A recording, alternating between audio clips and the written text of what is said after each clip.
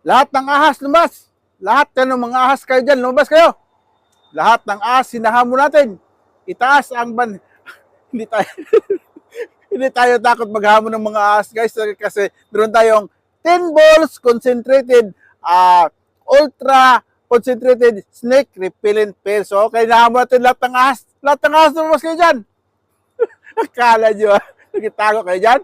Lumabas kayo. Hindi tayo tatakot sa mga ahas na yan, guys, kasi meron tayong 10 balls concentrated snake repellent pill. O, ayun o. Pag-upuan natin yan, guys. Pag-usapan natin yan, guys. Ha? Inahamon natin yung lahat ng ahas. Hindi tayo natakot. Kasi nga, guys, ito ay 10 balls concentrated snake repellent pill. Look at that, guys. Oh. Ayun yun, 10 piraso ito guys, malalaki ha, malalaki ito ha, malalaking balls ha.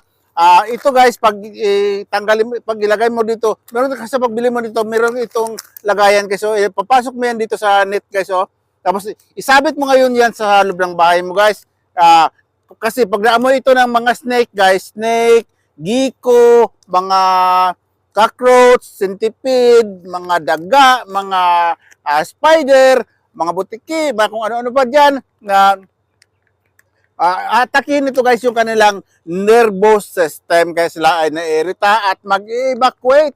Halimbawa, naka-atom na sila sa bahay mo. Pag naamoy nila ito guys, ang nasa isip nila guys, hindi ka magandang kabanding, kaya i-expire sila sa bahay mo, sa balutan sila guys, dahil ito napaka-aesthetic ito guys, dahil aatakin ito ang kanilang nervous system guys, kaya sila maiirita. Kaya sila magsisalayasan sa bahay mo. Look at that. Tingnan mo yung mga pangil-pangil ni snake, you know?